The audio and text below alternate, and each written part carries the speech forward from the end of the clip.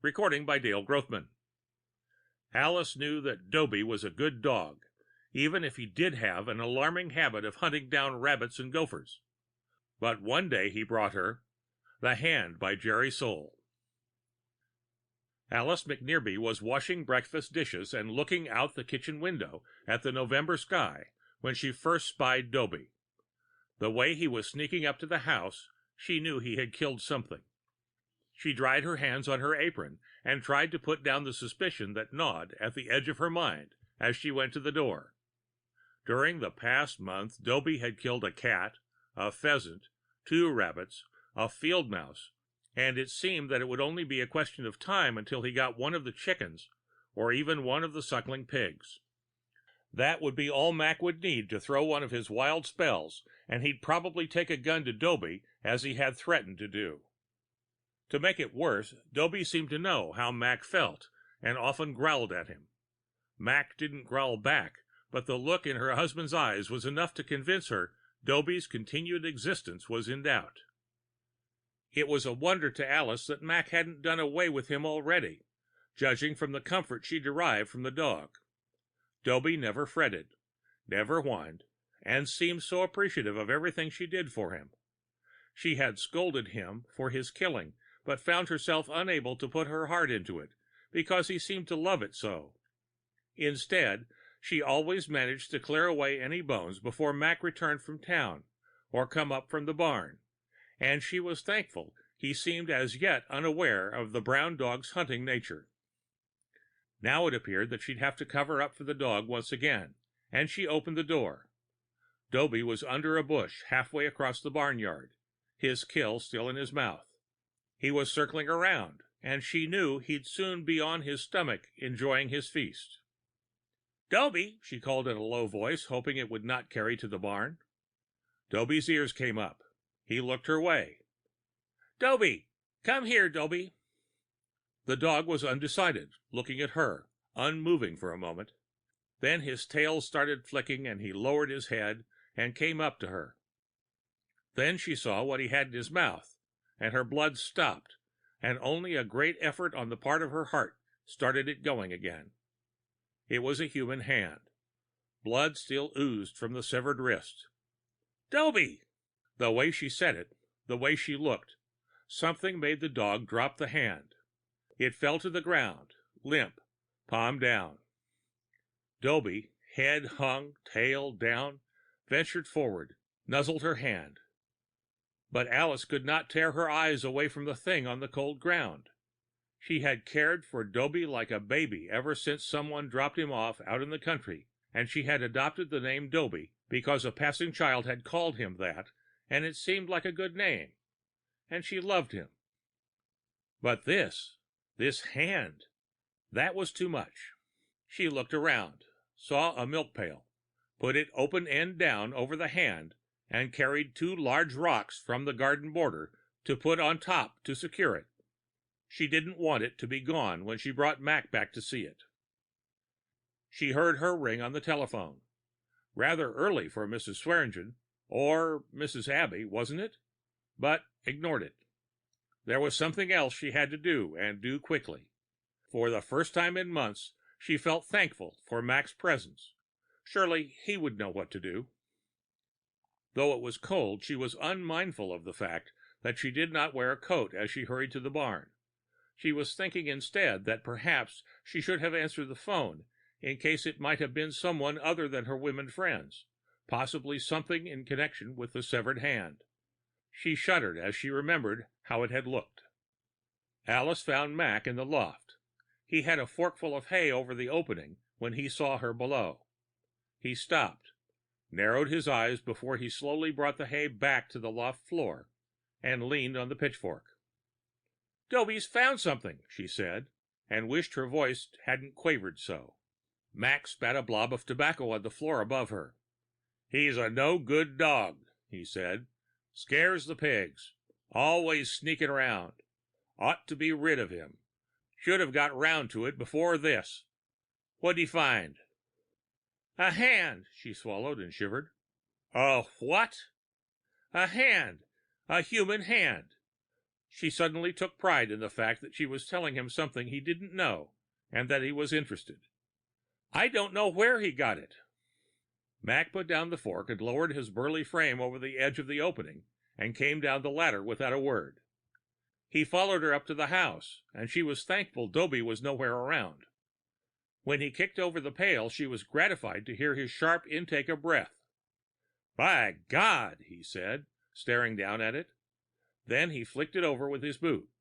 "By God!" he said again. Alice had never seen him so agitated. He turned to her, his eyes narrower than she had ever seen them. "You take a good look at it?" She nodded, looked down at the way the fingers were bent upward, as if the hand were holding an invisible ball. She heard Mac spit, looked at him running his fingers along his stubbly jaw. "It ain't human," he said. "Anybody with any sense could see that. It's got 6 fingers." Just then the phone rang again. It seemed to come from a long way off, and Alice hadn't consciously noticed it until her husband said, "Ain't you going to answer the phone?" And then she went to the door, dazed and wondering. She turned before she went in.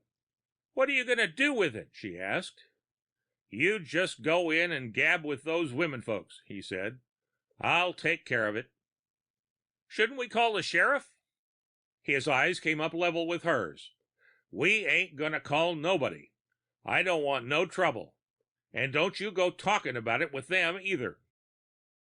The phone was Mrs. Swearingen, who told her that she had been trying to get her for the last half hour, ever since she heard about the ship that crashed, and wasn't it awful that a person wasn't safe in his bed, asleep anymore, with these planes flying around and crashing, and so far from the airport, too.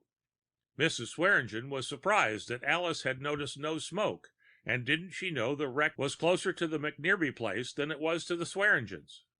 "It's right south of your lower 40 on the old Carnahan land, Alice. I figure it was about a mile from your place. Lots of people down there." And then there was a call from Mrs. Abbey, who told her she'd come from the crash site, and wasn't it a peculiar plane with those funny windows, and that once broken one somebody had patched up from inside. "And the sheriff won't let anybody go near it," Mrs. Abbey said. "He says it's a spaceship, and the army ought to have a look at it first. But I saw him trying to find where to get in. Except for that broken window and the crumpled nose, it doesn't look too bad off.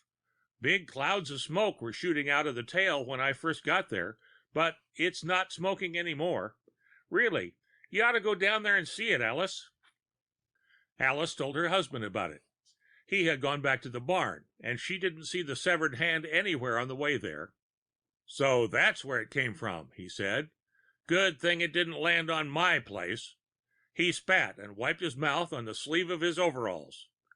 It always bothered Alice when he did this, because the stain was so difficult to get out, but she had long ceased trying to change him. "If it had landed here, I'd have blown it up like a stump." "Should we go down and see it?" Alice asked, knowing too late that she had phrased the question the wrong way. "Curiosity killed the cat," he said, and there was the faintest glimmer of a smile on his face, but it was only fleeting. "Let everybody else go down, and I'll get my work done while they're standing around with their mouths hanging open. I'm running a farm, and I aim to run it right." "I think I'll go down." She tried to make it have resolve, but didn't quite succeed. He glared at her and spat again. "Then get," he said. He threw down a large forkful of hay, and she had to jump out of the way. She went right after dinner. She saw a silver cylinder that looked ever so much like the pictures of the guided missiles she had seen in the newspapers, except this one was bigger than any of them. Its nose was dug she could not tell how far into the earth, and some of the metal on the sides were battered and bent, and the tail was, she guessed, about 150 feet in the air. It was about 25 feet across. There were clusters of people about, and she recognized many of them she hadn't seen for a long time, and she was glad she had come because it gave her a rare chance to visit.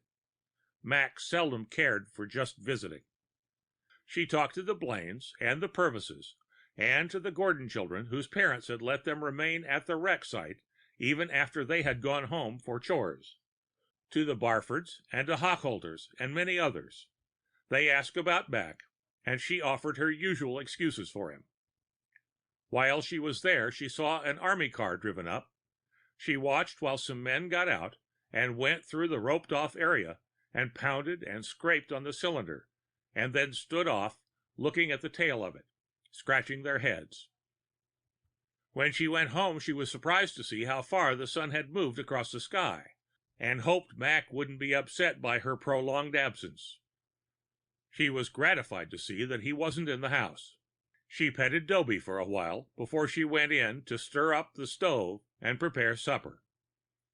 During the meal, Alice tried to tell her husband something of what she had seen at the wreck site, but if he paid any attention to her, he didn't reveal it. He had propped up a farm equipment catalog against the sugar bowl and studied the pages without saying a word. She resigned herself to eating in silence with this great hulk of a man before her, and reflected that this night was no different than most of the others. She wondered what it was that made him the way he was, so intent on his farm to the exclusion of everything else, including humanity. It was a fetish, an obsession that didn't pay off because she couldn't see that they were any better off than the Swearingens, or the Abbeys, or any of the others in the neighborhood. When he was through, he simply got up, put on his overcoat, and went outside. In a few minutes, she could hear the car start, and knew that it would be another lonely evening.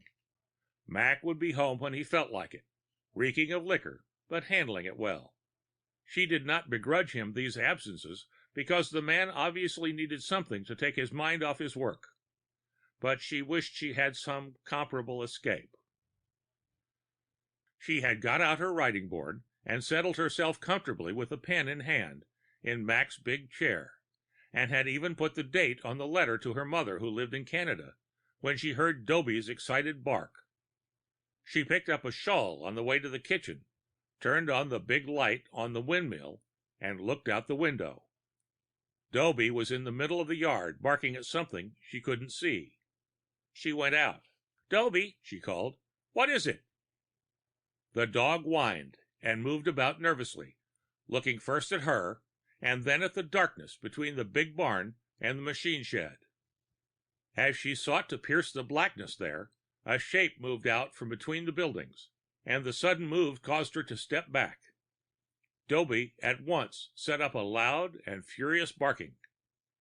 "Quiet, Doby," she managed to say, laying a hand aside the dog's head and viewing the figure before her.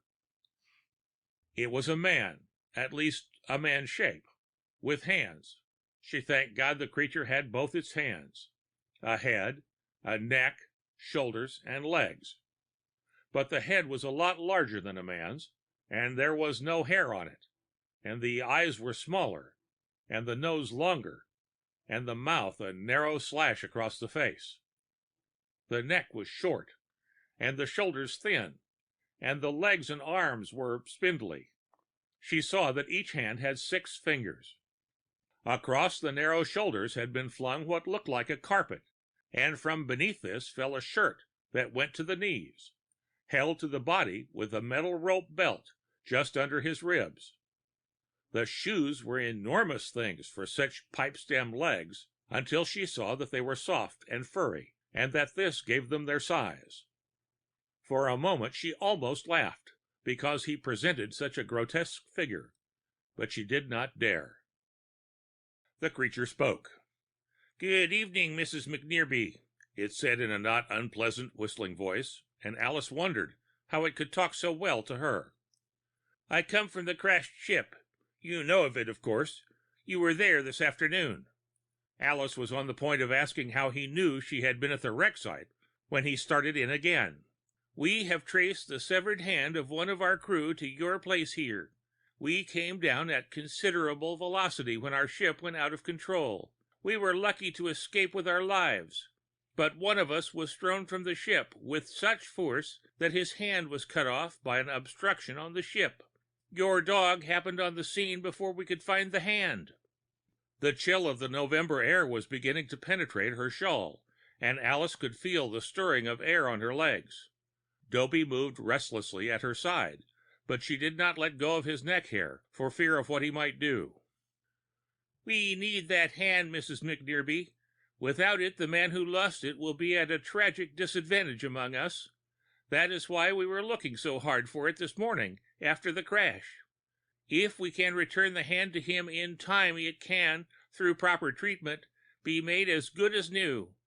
Would you be so kind as to return it to me, now, please?" The eyes, though tiny, seemed not unkind, and the alien stood silent. She was moved by his pleas. "Mac, that's my husband, has it?" Alice said. "I saw Doby here with it and put it under a milk pail, and then Mac saw it, and he said he'd take care of it." She hoped she was making sense. "Do you know where it is?" "I don't know where Mac put it." "Would you find it for me, please? I'll wait." Alice agreed, and, wondering what Mac would say when he got home and found the hand gone, started looking for it. But surely Mac would understand about the hand, she thought. I'll explain to him the urgency of it, that one of the aliens needs it to live and be useful. She looked in the obvious places, in the storeroom just off the kitchen, in the cellar, then in the house itself, in Mac's room, and through his things, and even in the attic, though she knew it couldn't be there. She became frantic then, paced by the alien's necessity of his hand, and did not bother to straighten things up after she looked. It simply couldn't be in the house. But where else? She went out and told the alien that she could not find it, but that she would look in the barn. In the end, she could find it nowhere, and when she told the alien, he seemed as disappointed as she. "I have seen you searching," he said. "I want to thank you for your trouble." "I'm awfully sorry," she said. "I don't know where Mac could have hid it. When he comes home, I'll ask him." "I'll wait for him," said the alien. "It's imperative that we have the hand. It is the only thing standing in the way of our leaving your planet. Your husband will know where it is and return it to us." "I'm sure he will," she said, hoping she was right, but knowing how stubborn Mac could be. Then she got to worrying about what would happen if he refused, and as she went back to the house with Doby at her side, she was overcome with the shakes. She did not get her composure back until she had drunk a cup of steaming hot coffee. Then she looked at the clock, saw it was 11, and that she had spent nearly 2 hours looking for the hand. She saw, too, that the figure was still in the yard, standing there motionless, like something carved out of stone. Her husband drove in about midnight, and it seemed an eternity between the time the engine stopped and he entered the house. From the way he looked at her, he was surprised to find her still in the kitchen. "You still up?" His face was flushed, his tongue thick. "Mac," she said, not knowing how to begin, "where's that hand?" "You still worried about that?" He took off his coat and threw it on the table. "But, Mac, they've come after it." He looked at her dully. "Who's come after it?" "The aliens from the ship. That's one of them in the yard. Look out the window."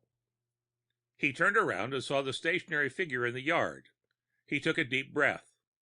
"So that's one of them, eh?" He laughed in a way that chilled her, and then went to the cupboard and reached for his shotgun on the wall next to it. Alice put her hand on his shoulders, and he stopped before he touched the gun. "Listen, Mac, they need that hand.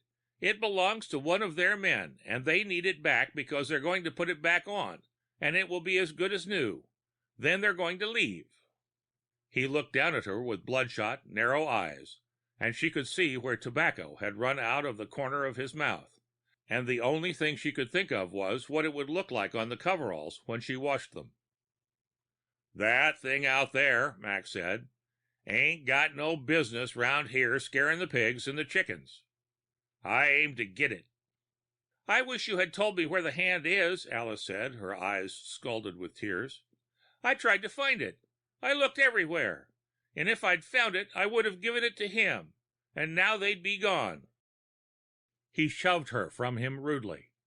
"Just like a woman to do a thing like that, and without even asking me.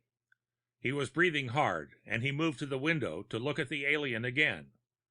"You, out there. You want that hand, eh?" He laughed again, then turned to her. "You looked for it. That's what you said. Well, you just looked in the wrong place. I hit it good." He went over to his coat and withdrew a newspaper-wrapped package from one of the pockets. He unfolded it on the table. It was the hand. "Please take it out to him, Mac," Alice said. "He's waiting for it." His face was sour, and his lips a sneer.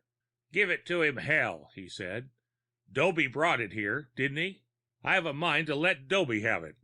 "No, no!" Mac put his hand on the table, staring down at the hand, and shook his head. "But Doby don't deserve it." He picked up the hand, and a queasiness prevented Alice from looking directly at it. "It's a matter of time," she pleaded. "Please take it to them. They've got to have it right away or they can't use it." She heard the clink of one of the stove lids and watched in horror as Mac dropped the hand through the hole into the fire beneath. She was suddenly sick. During it, all she could hear was Mac's laughter. "Get on upstairs," he said a few minutes later. "Get on up to bed." Alice looked at him, knowing her face was pale and her eyes were wet, and hating him for what he had done to her and what he had done to the aliens. But she felt fear too, because she had never seen him quite like this. "What are you going to do?" He went over and took down a box of shells from the cupboard. "What do you suppose? I'm going to run that thing off my place." "You can't do that." "You wait and see." "But he hasn't done nothing to you." "He's on my property, ain't he? Now you get on upstairs like I told you. Get!" Alice went up the stairs, engulfed by a feeling of sorrow for the aliens, particularly for the one that would never get his hand back, and filled with fury for her husband. From her bedroom window she could see the aliens still standing in the yard, and she wondered what he would think of them for burning the hand, and for what Mac was about to do. She stood there a long time before the alien moved. She heard the downstairs door open and close, and she knew Mac was outside and that the two were approaching each other. The alien finally moved from her field of vision. Listening, she heard the alien's calm, whistling voice, but she could not make out what he said. She could only hear the raving of her husband, and this she did not want to hear. When the shotgun blast came, she jumped as if she herself had been hit, and once again she was flooded with compassion for the creature from another world somewhere who had come in friendship and who had been given something hateful in return. She went to the window, but she could see nothing. She did not dare go downstairs again with Mac in the mood he was in. She sat in an armchair at the window, looking out into the barn lot illuminated by the lone electric light high in the windmill, and eventually, she did not know when, she fell asleep. When she woke up, the day was dawning, and with a rush she remembered everything that had happened the night before, and she found that she had slept through the night in the chair without removing her clothes. When she stood up, her muscles screamed protestingly. She looked out into the yard and saw that the light in the windmill was still burning. She went to Mac's bedroom, expecting to find him sprawled across his bed, but his bed had not been slept in. Downstairs, she expected to find him, head and hands, asleep at the kitchen table. But he was not there, and the shotgun was not in its place on the wall. She found the gun on the doorstep, but Mac wasn't in sight. Doby came up to her and nuzzled her hands. "Where is he, Doby?" she asked. "Where's Mac?" Doby turned and trotted before her, looking back at her as if to say, "This is the way." She found Mac behind the barn. He was alive, but in a state of shock, moaning in pain and fear. His right hand was missing, severed neatly at the wrist. The end of The Hand by Jerry Sohl.